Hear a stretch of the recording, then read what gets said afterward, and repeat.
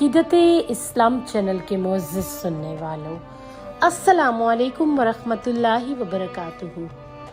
आप सल्लल्लाहु अलैहि वसल्लम की ज़ात पर और आपकी आल औलाद पर लाखों करोड़ों अरबों खरबों दुरूदो सलाम। नाज़रीन इकराम, अकीदत-ए इस्लाम चैनल में आपको खुशामदीद कहते हैं।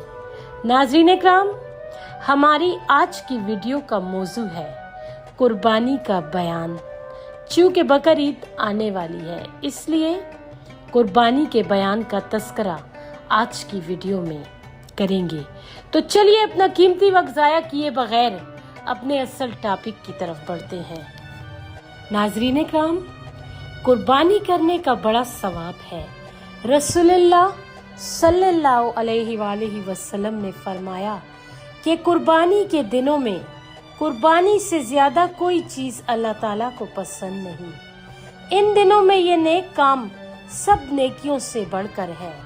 और कुर्बानी करते वक्त यानी ज़िबा करते वक्त खून का जो कतरा ज़मीन पर गिरता है तो ज़मीन तक पहुंचने से पहले ही अल्लाह ताला के पास मकबूल हो जाता है।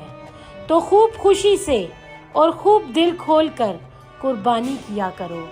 और हज़रत मोहम्मद सल्लल्लाहु अलैहि वसल्लम ने फरमाया है कि कुर्बानी के जानवर के बदन पर जितने बाल होते हैं, हर बाल के बदले में एक एक नेकी लिखी जाती है। सुभान अल्लाह! भला सोचिए तो सही कि इससे बढ़कर और क्या सवाब होगा कि एक कुर्बानी करने से हजारों लाखों नेकियां मिल जाती हैं। नाज़रीन इकराम, भेड़ के बदन पर जितने बाल होते हैं, अगर कोई सुबह से शाम तक गिने तब भी ना गिन पाए।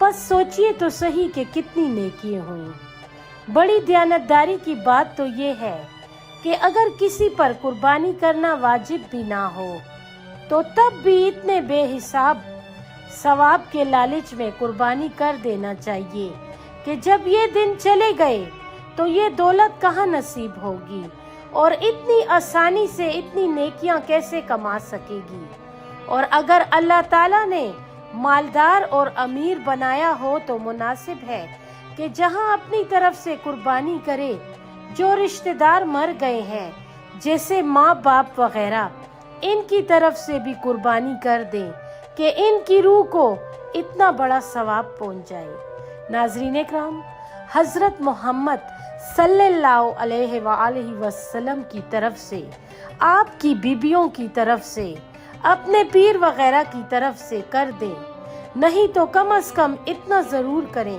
कि अपनी तरफ से कुर्बानी करें, क्योंकि मालदार पर तो वाजिब है, जिसके पास मालो दौलत सब कुछ मौजूद है, और कुर्बानी करना इस पर वाजिब है, फिर भी इसने कुर्बानी ना की, इससे बढ़कर बदनसीब और महरूम कौन होगा।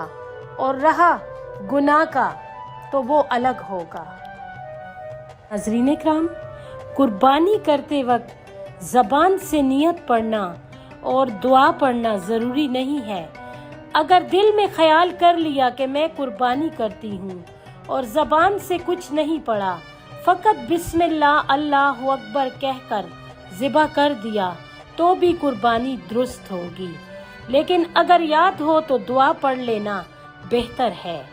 कुर्बानी फ़कत अपनी तरफ से करना वाजिब है, औलाद की तरफ से वाजिब नहीं, बल्कि अगर नाबालिग औलाद मालदार भी हो तब भी इसकी तरफ से करना वाजिब नहीं, ना अपने माल में से ना इसके माल में से। अगर किसी ने इसकी तरफ से कुर्बानी कर दी तो नफल हो गई, लेकिन अपने माल में से करे, इसके माल में से हरगिज ना करे।